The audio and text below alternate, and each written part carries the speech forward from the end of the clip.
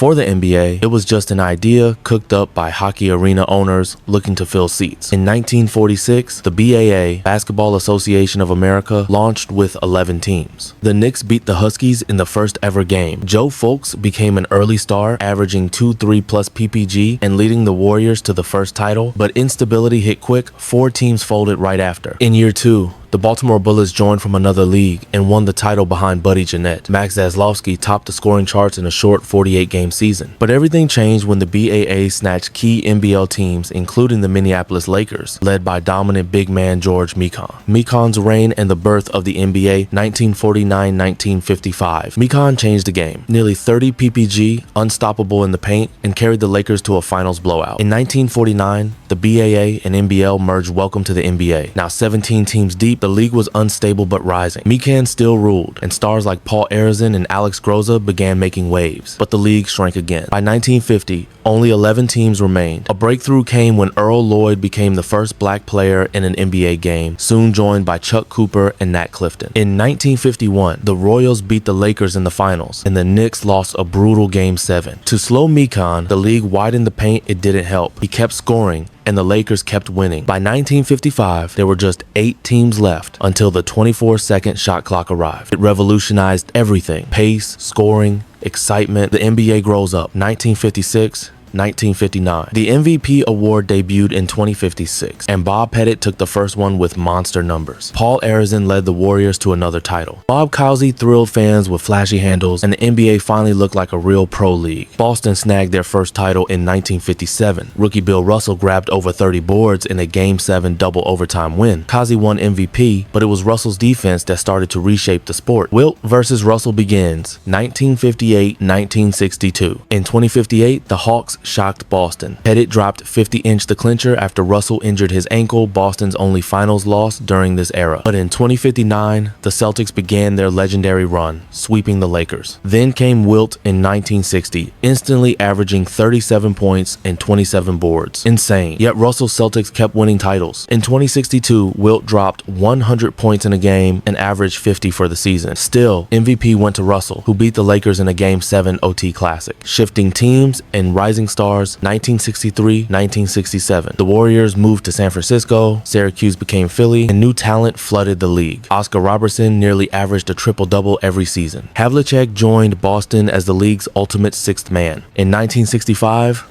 Russell hit his peak, 2 4+ rebounds per game, 62 wins. Wilt got traded midseason to the Sixers. In 2066, Wilt won MVP, but Boston still knocked out the Lakers. Finally, in 2067, Wilt got his redemption. He averaged 2-4-2-4-8, led the Sixers to 68 wins, and beat both Boston and San Francisco for the championship. Boston's last hurrah, and a new face arrives. 1968-1972. In 2068, Russell, now coach and center, led Boston to one last comeback. Then in 2069, Russell won his 11th ring and retired. Jerry West became the only finals MVP on a losing team. A new chapter began. Enter Kareem, then Lou Alcindor. In 1970, nearly 29 points and 15 boards a game as a rookie. By year 2, with Oscar Robertson, the Bucks won 66 games and a title. Kareem was already an MVP and scoring champ. Super teams and super streaks. 1972, 1975. In 1972, the Lakers won 69 games and rattled off a record 33 straight wins. Wilt played his role perfectly, and West finally got a ring. Kareem still led the league in scoring and took MVP again. The next year, the Knicks bounced back. Frazier, Reed, and Monroe locked in. Nate Archibald did the unthinkable, led the league in points and assists the same season. The ABA merges. Chaos unfolds. 1974-1977. The Celtics returned in 1974. Havlicek and Cowens outdueled Kareem's Bucks in 7. Robertson retired. In 2075, the Warriors shocked everyone. Rick Barry led them to a sweep of a stacked Bullets team. Then Kareem asked for a trade and landed with the Lakers. In 2076, Boston struck again, winning a wild triple OT Game 5 versus the Suns. Finally, in 2077, the ABA officially merged with the NBA. Walton's rise and the wild 72nd, 1977-1979. Bill Walton stayed healthy just long enough to lead Portland to its first title, dominating the paint and outclassing Philly's star-studded front court. While Kareem kept racking up MVPs, the league exploded with unique talent. Barry's swagger, Cowan's grit, Walton's versatility. The ABA merger added flair, and the league was suddenly wide open, no single team dominated. In 1978, the Bullets won behind Unseld and Hayes. In 2079, Seattle got revenge with a 4-1 rout. But something bigger was coming. The Magic Bird explosion, 1979-1984. In 1979, Magic joined the Lakers and Bird the Celtics. Magic won Finals MVP as a rookie filling in for Kareem at center. Bird won Rookie of the Year and flipped Boston from 29 to 61 wins. By 2081, Bird got his first ring. The Rockets had no answer. The next year, Magic and Kareem bounced back and Showtime was born. Then in 2083, Moses Malone teamed with Dr. J and crushed the league, sweeping the playoffs nearly clean. In 2084, the rivalry peaked. Celtics versus Lakers. Game 7. Bird took the title and MVP. The league had its centerpiece feud and the world was watching. Showtime versus Celtics and Jordan emerges. 1985-1988. In 2085, the Lakers fire back. Kareem, at 38, won Finals MVP. Magic ran the show. And in the background, a rookie named Michael Jordan